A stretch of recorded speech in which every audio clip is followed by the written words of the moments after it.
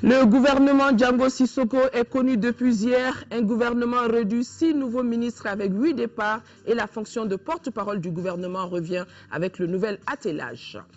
Un dossier dans ce journal, après les moutons à la veille de la Tabaski, c'est le prix de la volaille qui prend l'ascenseur. Le poulet est vendu entre 1750 et 4000 francs CFA à l'approche des fêtes de fin d'année. Nous sommes allés voir.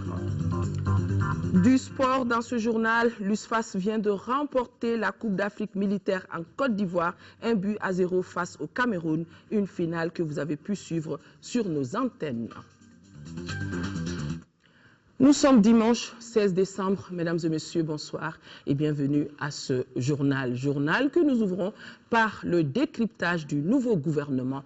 4 jours après la nomination du Premier ministre Django Sissoko, la liste du gouvernement du Mali a été publiée.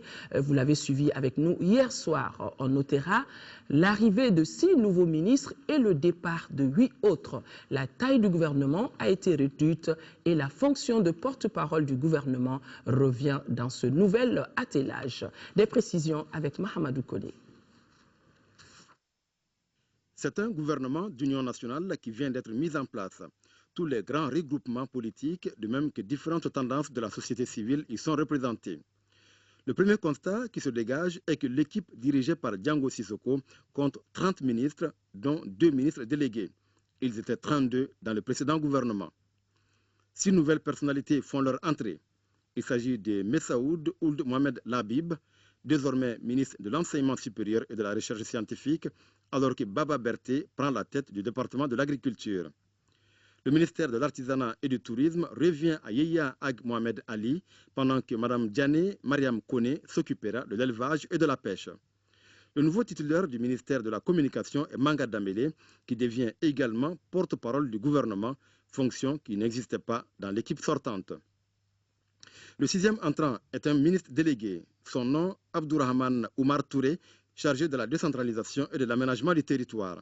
Cas de l'ancien gouvernement n'ont pas nombre de ses partants, Mme Traoré Rokia Guikine, précédemment ministre des Maliens de l'extérieur et de l'intégration africaine. Koulibaly s'occupe de l'agriculture, Harouna Kanté qui détenait l'enseignement supérieur et la recherche scientifique, Amawan qui quitte l'éducation. Les 4 autres, désormais anciens ministres, Mme Diallo Fadima Touré, qui avait en charge le logement, l'urbanisme et les affaires foncières. Mamadou Koulibaly, précédemment à l'équipement et à l'aménagement du territoire. Alpha Bokar Nafo s'en va également, lui qui dirigeait le département de l'énergie et de l'eau. Et enfin, Boubacar Hamadoun Kébé quitte la culture. 5 ministres changent de portefeuille. Il s'agit de Maître Demba Traoré qui s'occupera des Maliens de l'extérieur et de l'intégration africaine. En plus, il monte de grade puisqu'il n'est plus ministre délégué. David Sagara prend la tête du ministère du Logement, des Affaires foncières et de l'urbanisme. Makantungara quitte l'élevage pour l'énergie et l'eau, alors que Ousmane Agrissa, autrefois à l'artisanat et au tourisme, vient à l'environnement et à l'assainissement. Quant à Bruno Maïga, il laisse la communication au profit de la culture. Bokar Moussa Diarra cumule désormais l'éducation, l'alphabétisation et les langues nationales. De son côté, le colonel Abdoulaye Koumaré garde les transports en y ajoutant l'équipement. Un autre constat, c'est que 17 ministres restent au même poste qu'ils détenaient dans l'ancien gouvernement. A signaler notamment Tchenan Koulibaly à l'économie et aux finances, général Yamoussa Kamara à la défense et aux anciens combattants, Tcheman Hubert Koulibaly, chef de la diplomatie, colonel Moussa Senko Koulibaly à l'administration territoriale. A noter pour terminer que l'attelage de Django Sissoko comprend 3 femmes. Elles étaient 4 il y a quelques jours. Merci Mahamadou Kone et des visages de ces nouveaux de demain. Plusieurs regroupements et de la société civile saluent la formation de ce nouveau gouvernement. Ils estiment que cette équipe doit s'atteler rapidement à l'essentiel, à savoir la libération des régions occupées et l'organisation d'élections libres et transparentes, ce qui se passera par un sacrifice de tous les Maliens. Nous avons recueilli des réactions de l'ADPS, de la COPAM et du FDR. Suivez des propos recueillis par Ibrahim Traoré. Le nouveau gouvernement qui vient de se constituer, nous prenons acte. Pour le moment, nous n'avons pas de jugement particulier. Nous savons qu'au sein de l'équipe, il y a des personnalités, des individualités que nous connaissons qui sont vraiment techniquement compétentes. Mais au sein d'une équipe, quelle sera leur prestation, on ne sait pas. Donc nous allons juger l'équipe gouvernementale à l'œuvre. Nous avions dans l'ancienne équipe un représentant qui a été reconduit. Nous demandons à ce gouvernement seulement des priorités qui sont d'abord la libération des zones du Nord et ensuite l'organisation des élections transparentes et réellement qui vont donner des résultats acceptés par tous.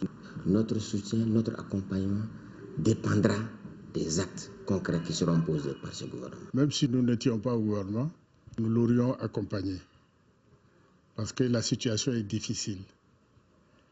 Les Maliens doivent se retrouver pour libérer leur pays.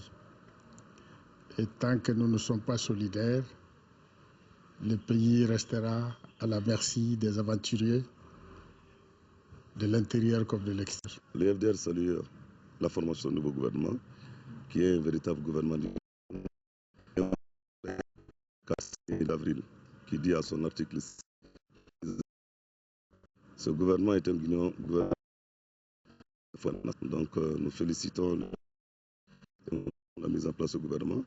Le FDR soutiendra également ce gouvernement dans l'accomplissement de ses deux missions principales, qui sont la libération du Nord, l'organisation des élections transparentes et crédibles dans un délai raisonnable. Après la nomination du Premier ministre et la mise en place du nouveau gouvernement, nous continuons de recevoir les messages de félicitations de partis politiques, d'associations et d'autres mouvements. Tous assurent le gouvernement de leur soutien sans faille pour la réussite des missions de reconquête du nord du Mali et l'organisation d'élections libres, transparentes, crédibles. Voilà tout ce qu'on peut dire ce soir après la nomination du gouvernement de Django Sissoko. Nous aurons d'autres réactions dans nos éditions prochaines. Des parlementaires engagés à aider les personnes démunies à accéder aux eaux potables et aux installations sanitaires adéquates.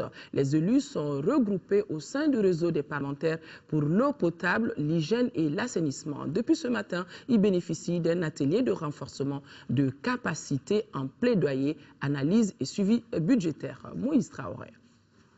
La question du droit fondamental que constitue l'accès à l'eau potable se pose avec acuité. WaterAid estime que la satisfaction des besoins en eau potable, hygiène et assainissement nécessite beaucoup plus que la simple mise en œuvre de projets d'approvisionnement. C'est pourquoi l'influence des décideurs et des partenaires techniques et financiers s'avère une nécessité pour un meilleur accès des communautés les plus pauvres aux services d'eau potable, d'hygiène et d'assainissement. Suite à la révision du budget d'État 2012, les secteurs sociaux de base voient leur part réduite de plus de 90%. Pourtant, c'est au même moment que les villes de Mopti, Ségou, Bamako et autres accueillent des centaines de milliers de nos compatriotes contraints au déplacement. S'il est vrai que les sources de revenus de l'État sont également affectées par la crise, il est tout aussi vrai que d'autres ressources restent à explorer afin de donner à nos populations ce qui est indispensable à la vie. Au nom du président de l'Assemblée nationale, le 6e vice-président, Khalifa Doumbia, s'est réjoui que l'atelier de 2 jours contribue au renforcement et le suivi du budget de l'État. Le réseau de parlementaires est engagé à faire du plaidoyer à l'endroit des autres acteurs et du gouvernement. Plus de 5000 cas de paludisme simple traités et 350 cas sévères référés. Ce sont là quelques-uns des résultats obtenus par la stratégie soins essentiels dans la communauté au niveau de la région de Caille. Des résultats que la direction régionale de la santé a partagé avec certains journalistes et acteurs concernés par la mise en œuvre de cette approche. Dr Moussa Yatara évoque le sujet au micro de notre envoyé spécial, Ramata Akonate. Vous avez vu autant par rapport à la prise en charge des cas de paludisme simple, les cas de malnutrition aiguë modérée, les infections respiratoires, les acceptantes.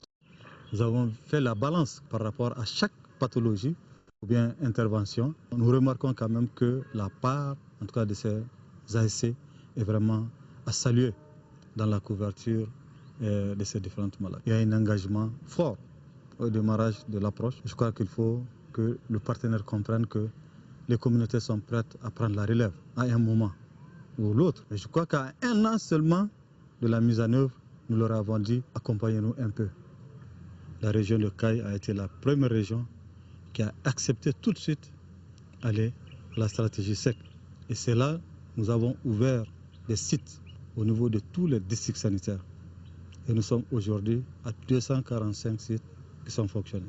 Ça marche et nous avons des bons résultats. Nous pensons que ça pourra continuer.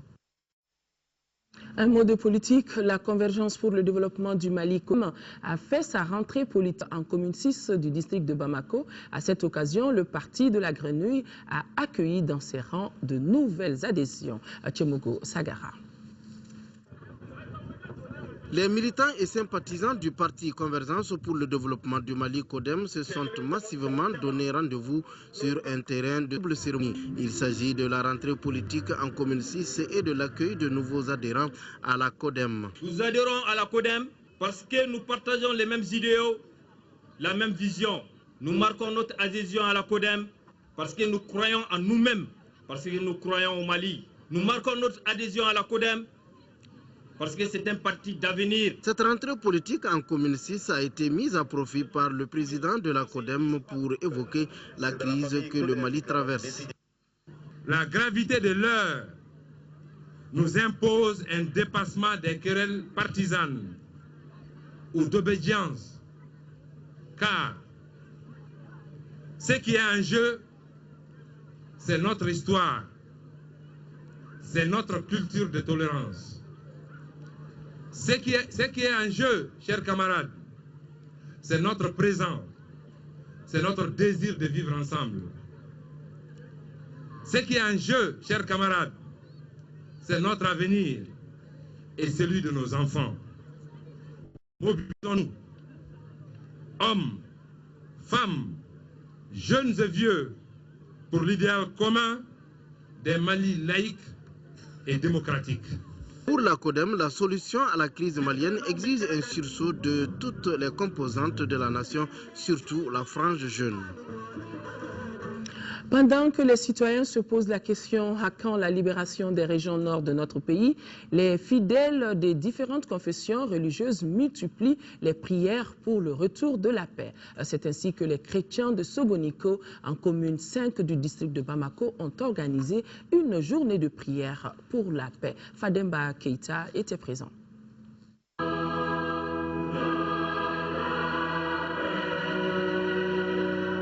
Ces cantiques, prières et louanges sont un cri de cœur des fidèles chrétiens de l'église apostolique de Sogoniko.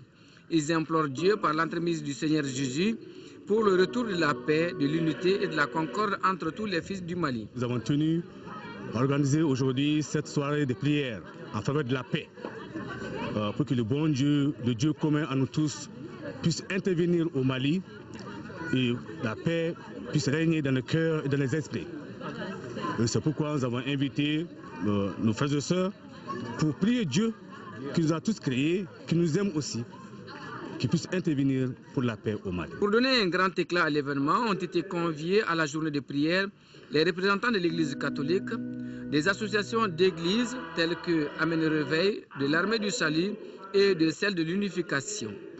Seigneur, fais en sorte que la sagesse qui vient de toi règne dans le cœur de tous les dirigeants de ce pays, afin que dans les décisions, ils puissent gérer le Mali selon la volonté de l'Éternel.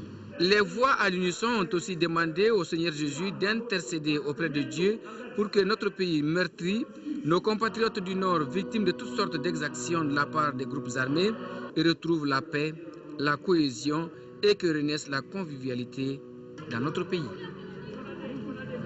Sans transition, retrouvons l'actualité sur le continent. Les Égyptiens étaient hier aux urnes. L'adoption de la constitution Morsi passera par un référendum avant même la fin de la proclamation partielle des résultats. L'opposition parle d'irrégularité et reste cependant optimiste quant à un vote massif en faveur du non. En raison d'interminables files d'attente, la commission électorale égyptienne a dû prolonger de 4 heures les opérations de vote samedi dans les 10 gouvernorats appelés à se prononcer sur le projet de constitution. Toutefois, à peine terminé le dépouillement d'un scrutin déjà dénoncé pour irrégularité par l'opposition laïque et libérale, les résultats qui devaient rester secrets ont commencé à fuiter. Les islamistes du Parti de la liberté et la justice du président Morsi ont annoncé sur leur site que plus de 56% des électeurs avaient approuvé et reprenaient ces résultats en les amplifiant, un empressement des électeurs sur l'esprit et la lettre de cette constitution. Concernant les droits de la femme, elle a droit à l'égalité. Un article de loi de la Constitution donne à la femme les mêmes droits et les mêmes responsabilités qu'à l'homme. C'est une constitution qui va créer un État religieux et consacrer une dictature des frères musulmans au pouvoir. Ils auront le dernier mot dans le pays. Cette première tranche du référendum a été émaillée de violences, notamment au Caire où la police a dû intervenir après l'attaque du siège du Parti libéral du Wafd par des islamistes. Une manœuvre d'intimidation aussitôt dénoncée par le chef de ce parti. Ceux qui ont attaqué le siège sont des partisans de Hazem Abou Smaïl. Mais quoi qu'il en soit, j'attribue la responsabilité au Dr Mohamed Morsi en tant que président du pays et de tous les Égyptiens. Prochain rendez-vous pour la deuxième tranche, le 22 décembre prochain, dans les 17 gouvernorats restants. Le Canada, de plus en plus une destination prisée pour les étudiants africains. La cause reste liée aux perspectives promoteuses d'emplois. Plus d'1 million d'emplois sont à pourvoir d'ici 2021. Montréal, la métropole du Québec. En cette journée de décembre, le thermomètre affiche ses premières températures négatives. Pas facile pour Issaou, qui a quitté le Bénin il y a 2 ans. Juriste, il a choisi d'effectuer ici son doctorat, séduit par le principal atout de la province canadienne, sa double culture, mêlant le français et l'anglais. Il y a découvert un pays où l'immigration est vécue comme une valeur ajoutée. Ce n'est pas du tout l'idée que je me faisais de l'Occident. J'ai trouvé un peuple très chaleureux, très généreux, très accueillant. Je ne sais pas, j'ai été en tout cas marqué par ça, été frappé par cette générosité du peuple québécois. Au Québec, les Africains représentent aujourd'hui près de 20% des étudiants étrangers. Une proportion qui va en augmentant malgré le coût des études, jusqu'à 10 000 $ l'année, sans compter les frais de subsistance dont il faut disposer pour obtenir un visa.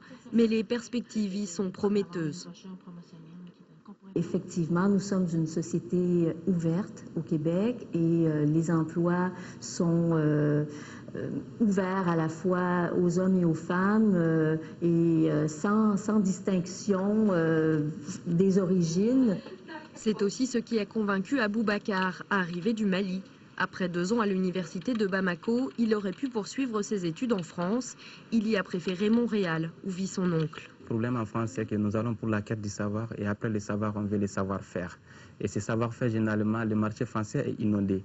Donc, il n'y a pas suffisamment de place pour les Français, à plus forte raison que pour les Africains. Et c'est pourquoi, d'ailleurs, les Africains sont de plus en plus à quitter l'Europe pour aller dans une société ouverte, une société dans laquelle ils pensent avoir une meilleure vie. Une vie qu'il imagine sans hésitation au Québec. D'ici 2021, 1,5 million d'emplois seront à pourvoir dans la province. Retrouvons l'actualité nationale, direction la 2e région où l'Agence de l'environnement et du développement durable vient d'informer et de sensibiliser une vingtaine de membres d'ONG, de GIE et de services techniques sur les bonnes pratiques de gestion durable des terres. La rencontre s'inscrit dans le cadre du programme d'assainissement de la productivité agricole dans notre pays. De Koulikoro, nous retrouvons le point de Seydou Traoré. La finalité recherchée de ces ateliers d'information est de donner l'opportunité à 60% des producteurs bénéficiaires du programme d'accroissement de la productivité agricole au Mali PAPAM d'adopter les bonnes pratiques et techniques de la gestion durable des terres. Les 2 jours d'exercice théorique et pratique à Koulikoro et Banamba ont été focalisés sur la régénération naturelle assistée et l'aménagement en courbe de niveau, une manière de sensibiliser et d'attirer l'attention des acteurs sur l'importance de la gestion durable des terres, identifier sur le terrain des producteurs susceptibles d'accueillir les projets de démonstration, entre autres. C'est aussi de constituer un vivier de formateurs au niveau de la région de Koulikoro pour pouvoir dispenser des formations requises, encadrer les paysans pour l'adoption des bonnes pratiques de gestion durable des terres. C'est pour que les différents acteurs, les prestataires de services, les services techniques représentés à l'atelier puissent voir comment est-ce qu'on peut réaliser ces bonnes techniques dans les champs. Pour une région confrontée de nos jours au problème de dégradation des terres, ces travaux initiés par l'Agence de l'environnement et du développement durable prennent en compte les préoccupations des autorités régionales. Une réponse efficace à la dégradation des terres est d'une nécessité capitale en vue de rendre résilientes les agrosystèmes et partant rendre les populations moins vulnérables. En liant la théorie à la pratique dans le champ de Belenke Keita à Banamba, les participants ont pu mesurer le chemin à parcourir. Il s'agit de l'application des 3 étapes de l'aménagement du terrain, à savoir le diagnostic, le piquetage et la matérialisation.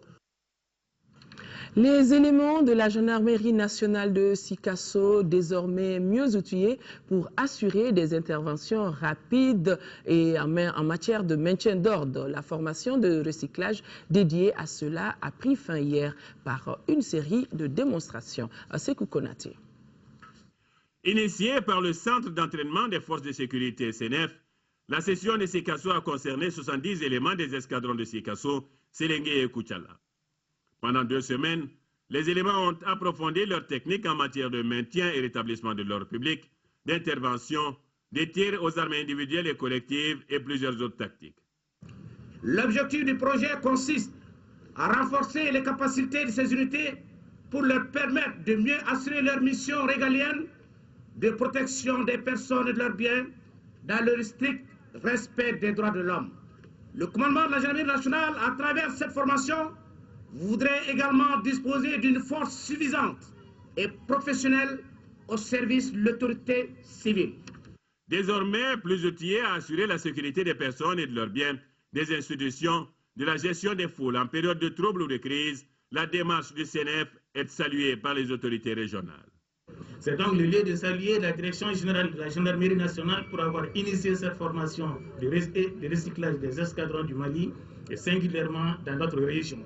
Je rends hommage au Centre national d'entraînement des forces de sécurité de la gendarmerie du Mali pour son expertise et surtout pour son dévouement, toutes choses qui ont abouti au succès de cette formation. De la gestion d'une foule de manifestants à la sécurisation des personnalités, en passant par le franchissement opérationnel, les éléments de la gendarmerie ont fait étalage de leur grande maîtrise des techniques enseignées. Une remise de matériel de maintien d'ordre et un défilé ont bouclé la cérémonie de fin de formation à Sikasso. Grande nuit de plaidoyer en faveur de la paix, c'était hier soir au Palais de la Culture de Bamako. Initiée par la Miss ORTM 2012 et les jeunes de l'association Codilaton, la soirée a été une tribune de plaidoyer pour l'implication totale des femmes et filles dans la résolution rapide et efficace de la crise que vit notre pays. Les artistes invités à cette occasion ont prôné l'unité et la solidarité entre tous les fils du Mali et pour un Mali fort. Reportage de Adama Kodjo, mais avec la voix de Agibou Koulibaly. Cette soirée était un véritable espace de plaidoyer pour l'implication des femmes et des filles dans la résolution de la crise au Mali. Les organisateurs ont appelé ce groupe cible à jouer pleinement son rôle dans les familles comme ailleurs pour une union sacrée autour de la patrie. Les artistes qui se sont succédés sur la scène avaient le même message. La présidente de la CAFO a salué l'initiative d'une jeunesse responsable et engagée pour l'avenir du pays. Oumou Touré a ensuite lancé un appel aux femmes et aux filles pour accompagner ces jeunes. Quant au coordinateur de l'association Codilaton, il s'est réjoui de la grande mobilisation de la soirée. Une raison pour la Miss ORTM 2012 de montrer toute sa satisfaction.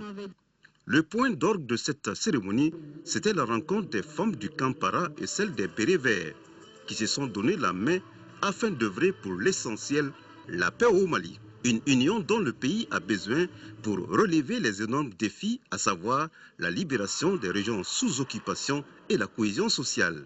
Au cours du plaidoyer, Malamine Koné, le président directeur général de RNES, a été fait ambassadeur de la paix et de la réconciliation nationale. Sport, football, je vous le dis dans les de Blaise Traoré, c'est le président du Faso. En finale, joué cet après-midi.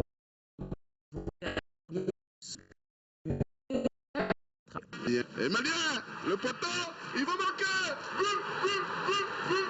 Un but de Adama Traoré à la 55e minute et le Mali devient du coup champion d'Afrique militaire de football. L'Union sportive des forces armées et de sécurité est parvenue à hisser haut le drapeau malien à la 8e édition de la Coupe d'Afrique des Nations militaires de football en Côte d'Ivoire. Ayant débuté discrètement cette compétition avec une victoire 2-1 contre le Nigeria et une lourde défaite devant la Côte d'Ivoire, les militaires maliens sur la voie de la consécration écartent tour à tour la Zambie 1-0, le Kenya 3-1.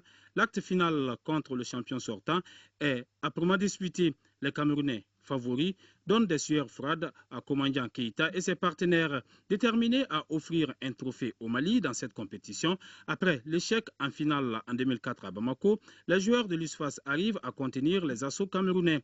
À la 55e minute, Adama Traoré réussit l'unique but de la partie, malgré l'intervention d'un défenseur adverse. Adama Traoré qui devient du coup le meilleur joueur du tournoi. Le Mali, pour sa première place, obtient en plus du trophée une enveloppe de 10 millions de francs CFA. Le Cameroun empoche 5 millions, la Côte d'Ivoire et le Kenya 2,5 millions chacun. Le Mali, le Cameroun, la Côte d'Ivoire et le Kenya accompagneront l'Algérie, championne du monde en titre, à la Coupe du monde militaire prévue en juillet prochain en Azerbaïdjan. Comme il fallait s'y attendre, nous venons de recevoir ce message de félicitations du président de la République à l'équipe nationale militaire de football championne d'Afrique de la CAMFoot 2012. Message ainsi libellé. Au nom du peuple malien, de l'ensemble des institutions de la République et à mon nom propre, je vous adresse la reconnaissance de la nation et mes vives et chaleureuses félicitations pour cet exploit, cette victoire éclatante au terme d'une compétition particulièrement éprouvante puisque de haut niveau est la preuve éclatante que le peuple peut et doit faire confiance en ses forces armées et de sécurité. Je voudrais rendre un hommage appuyé à l'ensemble de votre staff technique, à la hiérarchie ainsi qu'aux différents départements ministériels qui vous ont mis dans des conditions d'une excellente participation à ce tournoi continental. Je félicite vos supporters ainsi que nos compatriotes établis en Côte d'Ivoire qui, tout au long de la compétition, vous ont soutenu du cœur, de la voix et des gestes. Le gouvernement prendra toutes les dispositions appropriées pour vous mettre dans les meilleures conditions de préparation afin que vous représentiez vaillamment et dignement le Mali à la prochaine Coupe du monde militaire en 2013 en Azerbaïdjan, à laquelle vous êtes qualifiés. Toutes nos félicitations, signées des mains du président de la République, professeur Dioncounda Traoré. Et comme il fallait s'y attendre, aussi le capitaine Amadou Aya Sanogo, président du comité militaire de suivi des réformes des forces armées et de sécurité, félicite l'équipe de l'USFAS pour son brillant parcours à cette 8e édition de la CAMFoot. Cette victoire, écrit-il, est celle de tout le peuple malien. Le capitaine Amadou Aya Sanogo en profite pour saluer tous les éléments des forces armées et de sécurité de notre pays. Sport football, championnat national cette fois-ci, Ligue 1, 4e journée, la Jeanne d'Arc de Bamako a battu l'Office du Niger Sport 2-1. Dauphina a largement gagné 3-0 devant l'association sportive olympique de Missira. Toutes les deux rencontres ont eu lieu au stade Modibo Keïta et en présence de notre reporter Diarra Konaté. Difficile démarrage pour l'association olympique sportive de Missira, battue pour le compte de cette 4e journée 3-0 par l'association sportive de Korofina qui signe sa première victoire. Les jeunes de Korofina se signalent plusieurs fois devant les buts sans concrétiser la moindre occasion, jusqu'à la 37e minute. Ainsi, l'effort des Oranges de Korofina sera récompensé sur ce coup franc transformé par Boubacar Dambélé. 1-0 score à la pause. Conscient de l'importance de la rencontre et sachant la fébrilité de la défense adverse, l'ASCO s'appuie sur l'offensive. Ibrahim Dambélé, à la réception d'un centre dans la surface de réparation, met la balle au fond des filets. Avant de marquer le 3e but, son doublé. Cette fois-ci, sur un centre en retrait de Souleymane Sissoko. But inscrit à la 78e minute.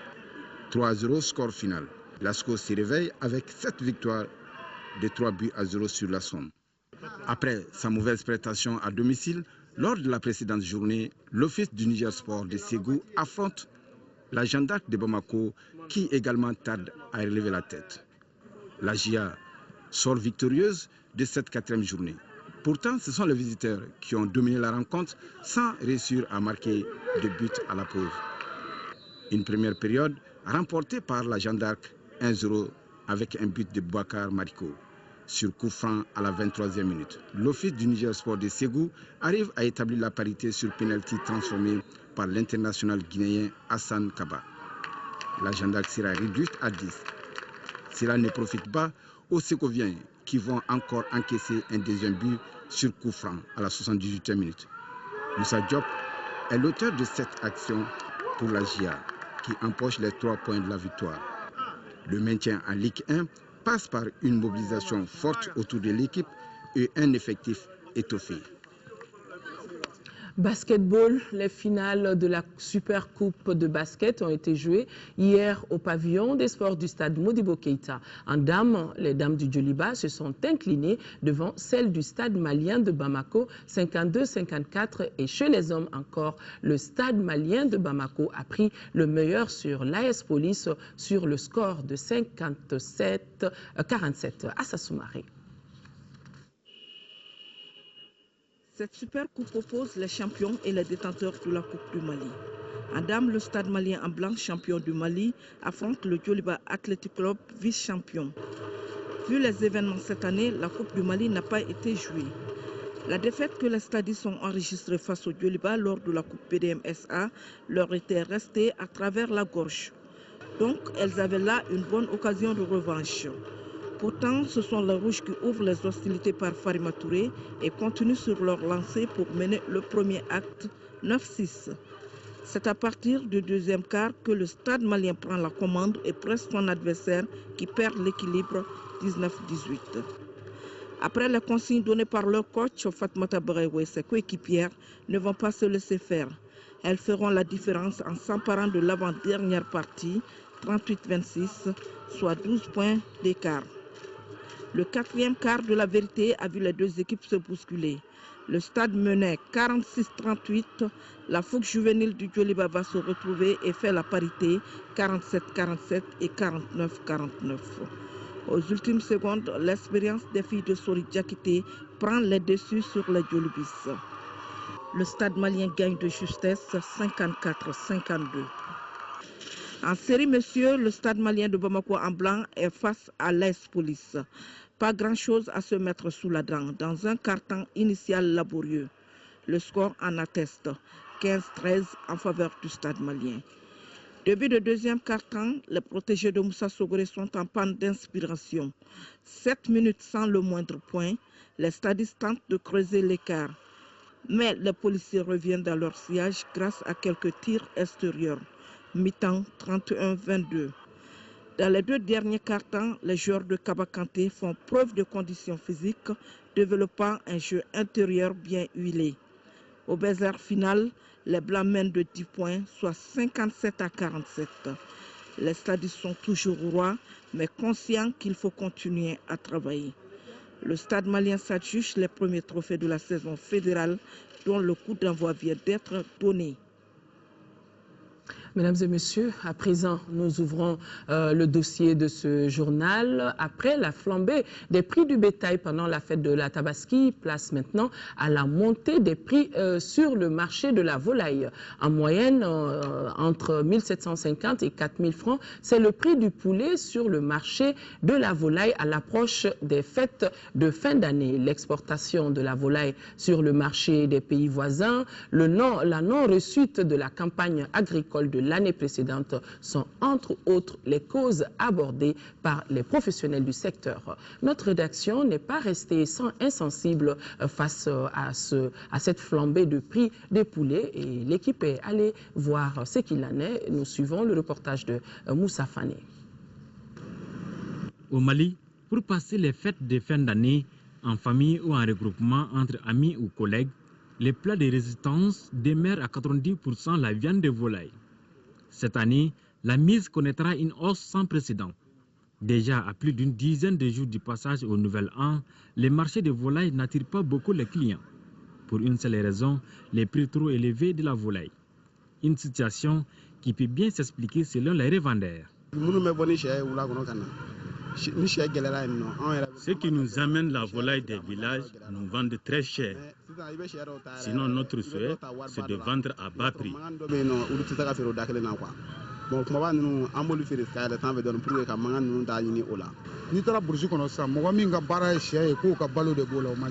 C'est très difficile de trouver un aviculteur dans les villages qui travaille dans les règles de l'art.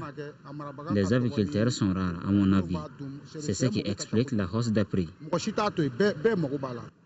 Pour Drissa Traoré, la cherté de la volaille dérive de sa rareté sur le marché, due aux différentes maladies qui ont été fréquentes cette année.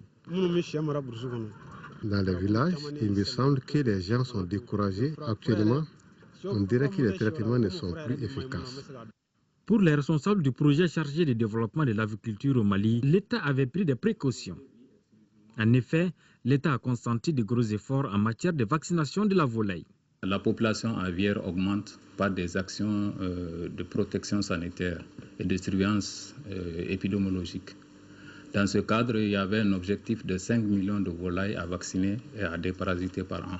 Nous avons dans le temps formé 1190 vaccinateurs villageois de volailles pour s'occuper vraiment de la vaccination et du traitement des volailles.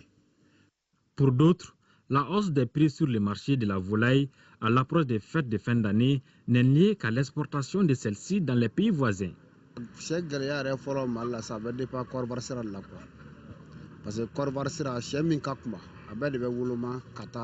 La cherté de la volaille est due à son exportation vers la Côte d'Ivoire. Pratiquement, tous les poulets et pintades sont exportés dans ce pays. Ces exportations-là n'expliquent pas la hausse des prix. Ce qui est envisageable, c'est vraiment de voir au niveau du commerçant, de limiter les intermédiaires et de faire en sorte que les prix ne flambent pas.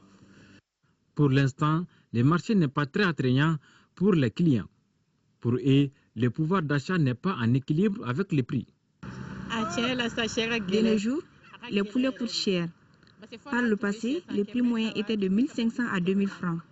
Il faut débourser aujourd'hui 4000 voire 5000 pour les gros poulets. Les poulets de 1500 à 2000 francs sont petits. Ah, vraiment, cher.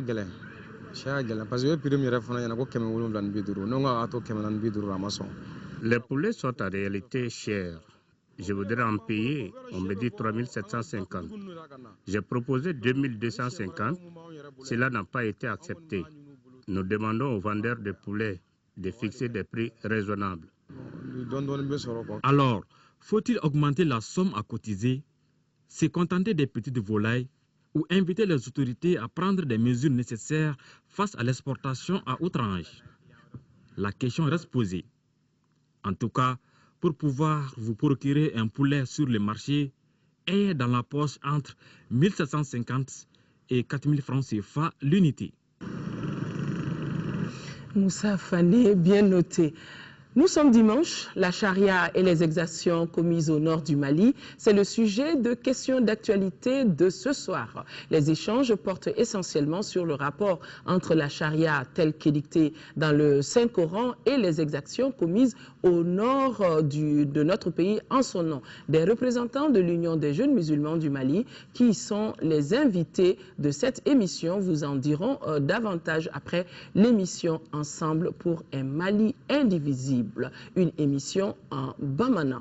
Voilà, c'est donc tout pour ce journal. Merci de l'avoir suivi. Demain, 10h, 13h, Aïssata Ibrahim Maïga. À 20h, vous serez en compagnie de Amadou Sangaré. D'ici là, merci de rester de cœur et d'action avec nos parents des régions du Nord vivant sous occupation.